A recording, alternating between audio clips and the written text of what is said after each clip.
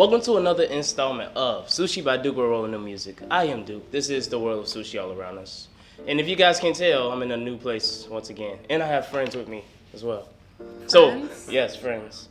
We're friends now, right? We're friends now. Yeah, I hope so. I'm with it. Maybe a little weird. So I'm here with the beautiful and intelligent Miss Desiree Van Frederick at the Nomad Yard Collective here in Washington, D.C. Yes, I'm in the Chocolate City, you guys. It's like milk chocolate city now. It's not dark chocolate anymore. Maybe white chocolate soon. I don't know. I gotta check the statistics. Well, welcome to the world of sushi, which is, I guess, me in your world, pretty much. No, I'm in your world. No, I'm in your world. This is all of you. I wish you guys could see this. This is amazing. This is like a life-changing, I wouldn't even say like a lifestyle store. I say this is like art in the form of clothing and furniture and everything else that comes with it. See? You get it. Exactly. Well, one, thank you for allowing me to interview you. Of course. This is Thank definitely you an opportunity. for your interest in interviewing me. This is nice. Like, I see why I had interest. Like, this is great. First, let's start off.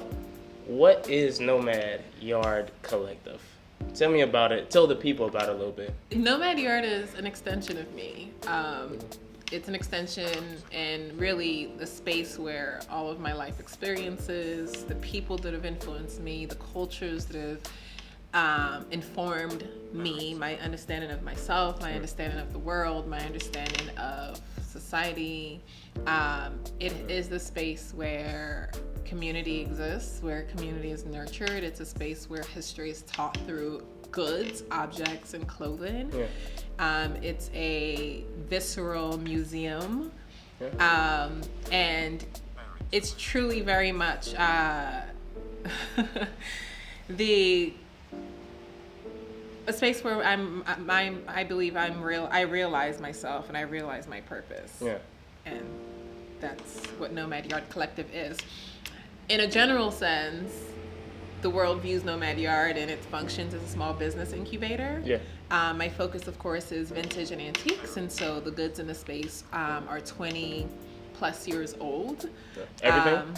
Not everything. Okay. Outside of perhaps the locally made products, crafted products to include like stationery, body care items, things of that nature that are newer but locally made by craftsmen, which connects back to vintage because the people who made these things 20 plus years ago are craftsmen, whether they're fashion designers, seamstresses, down to cobblers, milliners, and the like. So what are some of your goals for the Nomad Yard Collective? So Nomad Yard Collective is, as I mentioned earlier, functions as a small business incubator. Yeah. And our intention here is to support and develop small businesses in the city, focused around, again, vintage and antiques and locally made products, so handcrafted products. The intention behind that is to meet the needs of a growing population and a changing population, but to also have some serious conversation about what it means for for small businesses to exist, who they exist for, who they support, who they benefit, and how they could become viable and sustainable businesses. Okay. So bringing in other small business owners who typically do not have the opportunity to open their own brick and mortar store. Yeah. All the odds are against, the average small business owner. And so within an incubator model, I believe very much in community economics. I believe very much in you do your part, I do my part, we grow together. Yeah. I believe very much in branding together. I believe very much in, because that is our way. That's the way our ancestors showed us. And because we've strayed from it, we find it incredibly difficult to survive in this world. But when we work together, many hands make work light. Magic happens. Precisely. Yeah, exactly. And so the magic within this space is that, we do support 38 small businesses. Wow. Within this one space. It's 3,500 square feet. I vet and work with each brand personally. Bring their goods in. I select goods from their collections, from their vintage collections and antique collections, deciding what's best for the market that we support. I support them with pricing, and I complete all the merchandising and the curation of the space myself. Reason being, the intention is to create a cohesive space. Yeah. So you don't see 38 different businesses, but instead one.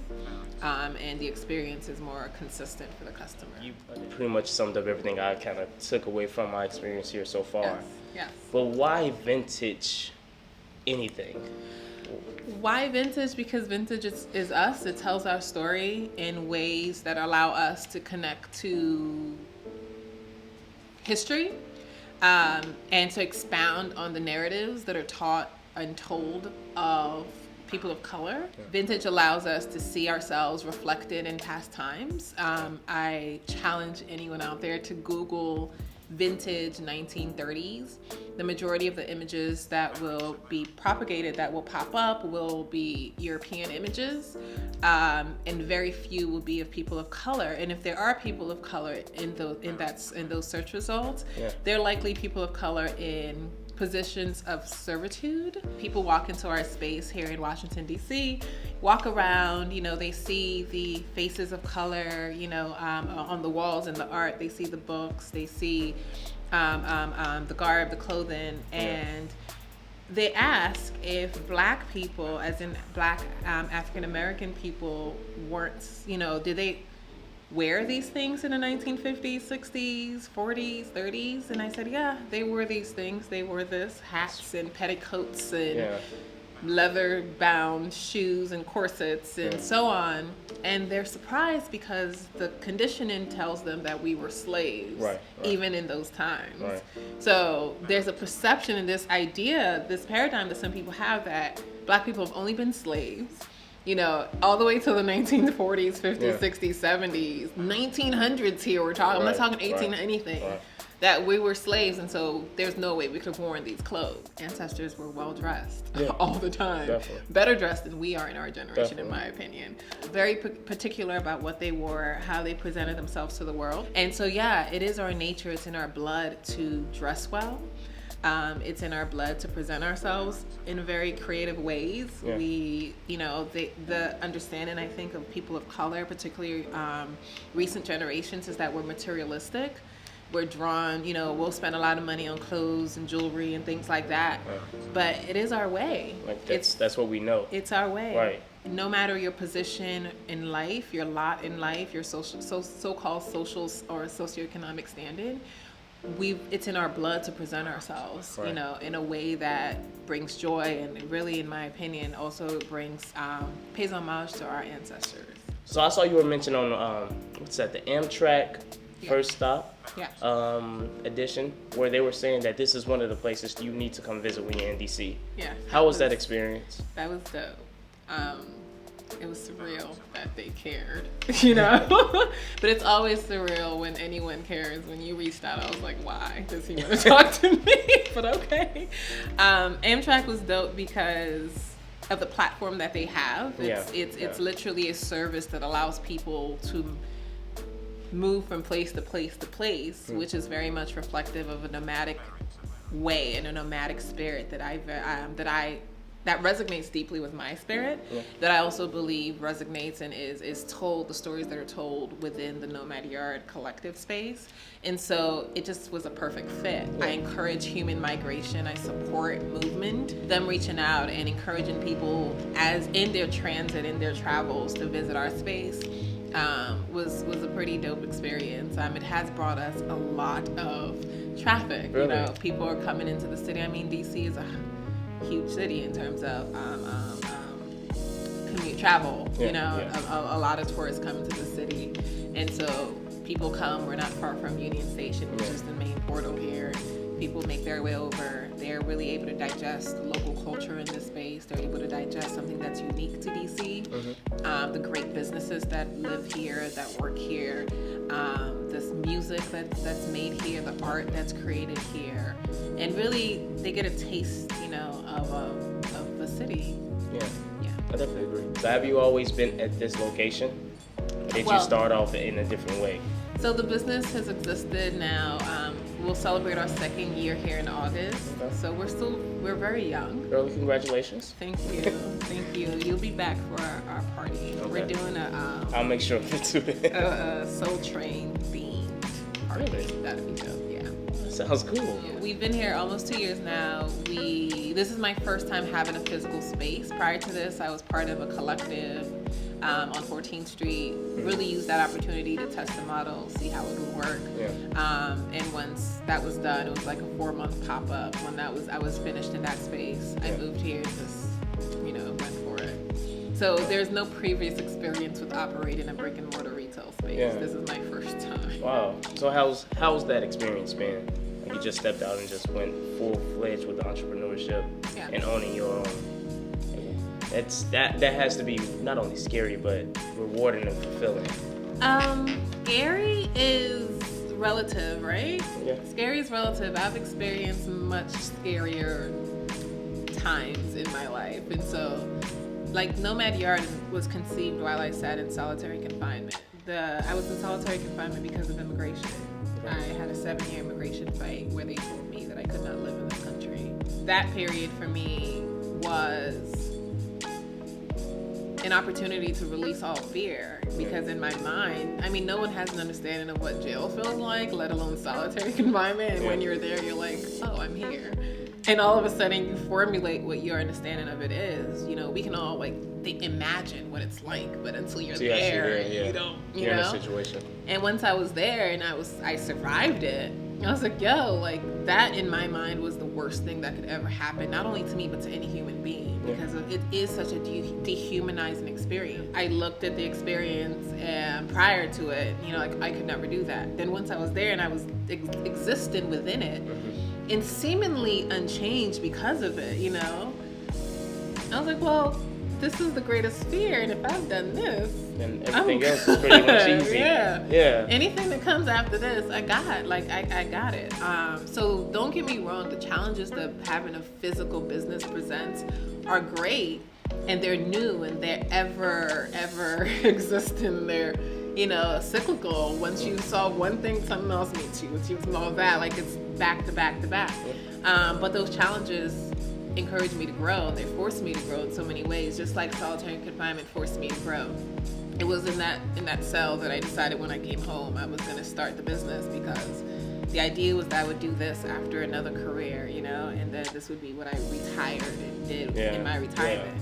But I also realized that there is no future. There is only now. And all I could do is I have to do what pleases my spirit now. Is your spirit pleased? My spirit is well pleased. That's good. My spirit is yet to accomplish what it's here to do, but it's surely, I believe that I'm on the right path. I believe so too. This is definitely a good step towards that. Whatever it is. I don't know what the final goal is, but I believe in you and your goals. Create spaces. Create space, that's it. I recently reimagined the model significantly after the first year. The first year for me was literally, let's see if this is going to work. Yeah. You know what I mean? Learning experience. It was definitely a test and a trial, a pilot, I will say. Through that, I've really decided what it is I want to do, how I want to do it. I want to continue to have a conversation with the city government about how they can support and sustain small businesses. Instead of going on Amazon and eBay, pop into your local business, give them your $10, $12, whatever you have, give it to them, because they are your neighbors. They're invested in the schools. They're invested in the roads that you drive on. They're invested in your local subway and in metro system. They're you. So anything in my success benefits anyone that lives in the city, We had one of our first brand partners open her own store last year. So we supported her with bringing goods in. We support with distribution. We sell your product. We have partnerships with Urban Outfitters. We have partnerships around the city. We have a collaboration with the Smithsonian at the end of the month. And so we're expanding and building those relationships so that all our brand partners can leverage those relationships. Wow, that's amazing. And there's a lot of great things going on. As we grow, it's their job to use those relationships. If we get press, use that press. You are part of this body. The brain, the head can't get featured in the New York Times, and then the fingernails are like, well, that's not about us. It is about you. You're part of the body, and so the idea is to leverage and use the relationship to boost yourself, and then do your own thing, and then make sure you're pulling other people with you. That's great. That's great. Honestly, I love the fact that you're taking the initiative to bring other people in, to make this a community entrepreneurship and a growing aspect for any business owner who wants to work with you. Yeah. That's amazing. Thank you. It makes it more challenging because it's easy if I just do everything myself, how I want it, when I want it. But when I have people that I support and I work with, it makes it, I believe it makes the work more rewarding. Yeah. No challenge, no reward, really. Yeah. You said the words on my mouth. I was actually going to say, you said it makes more challenges, like that makes it even more rewarding though. Yeah. Got this thing going on. This is perfect. Like the energy, the vibe. So yeah, I like the energy on here. We talked about a lot already. So let's get into just the musical aspect of it, right? Now, what type of music do you listen to? So I listen to Spotify and SoundCloud. Okay. And SoundCloud's my best friend. SoundCloud's amazing. Yeah. I like Underdog the DJ. Okay. Don't give me that look like you don't know. You don't know Underdog. No, you telling me. You telling the people too, so we all learning about something. Oh my goodness, y'all need to get into some Underdog. But right now on rotation for me is a guy that sounds like Future, but it's Designer. not Future. Which took me a minute to accept. I'm like, that has to be Future. But then I saw a video of him like in the Hot 97.1 studios, like rapping and dancing, and he just ruined it for me.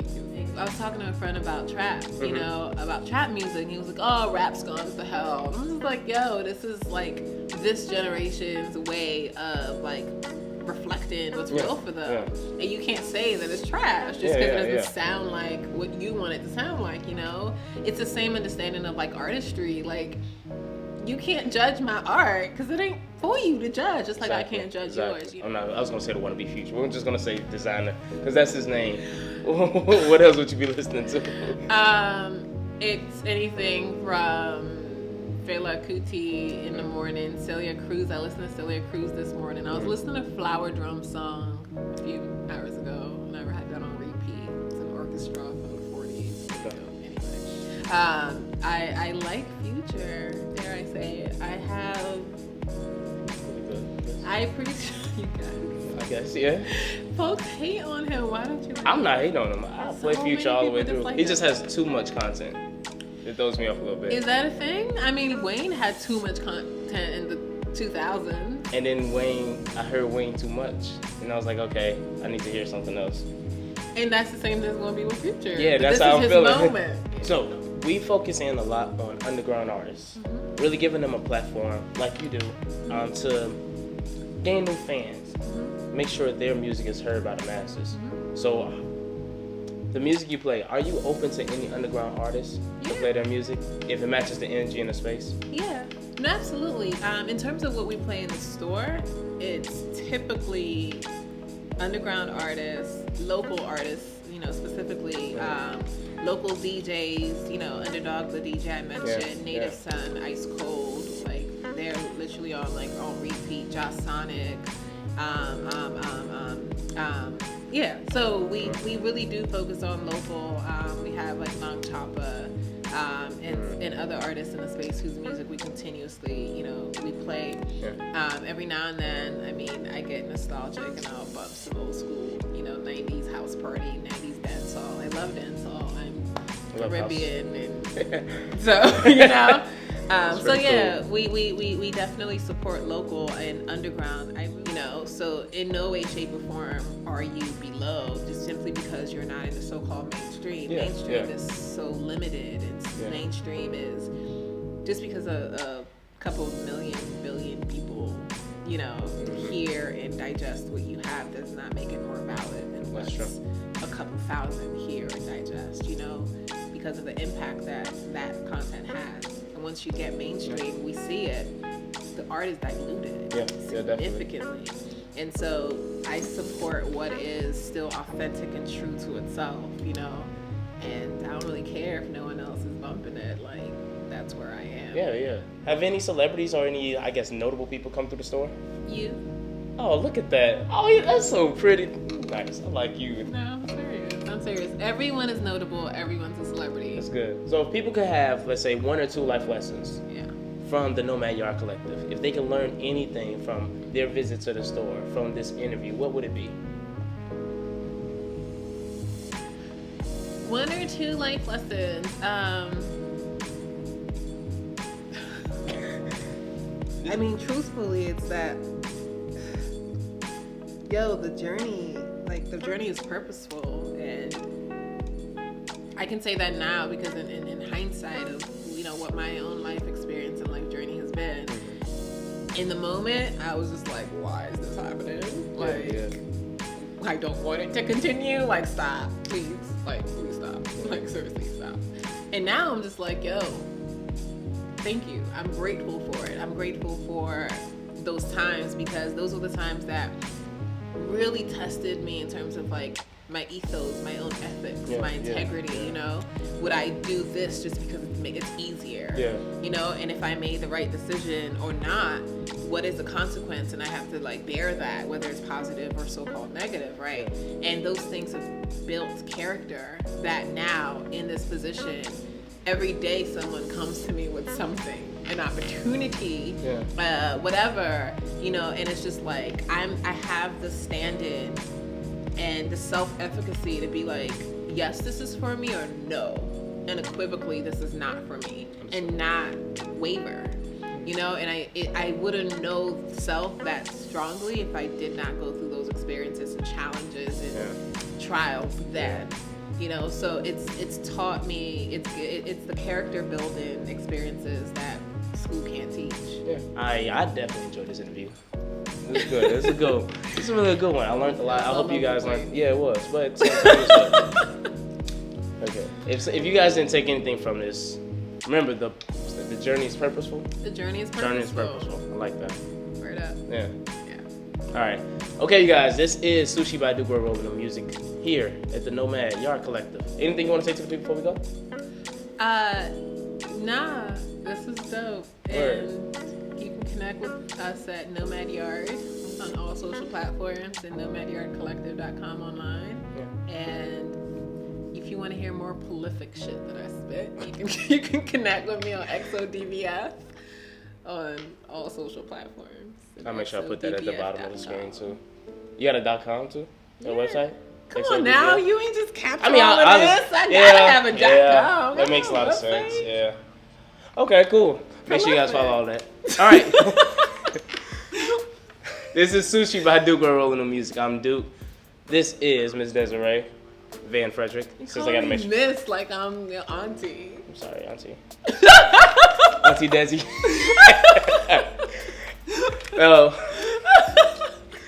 Until next time, remember, music is love and love is no good unless you give it away.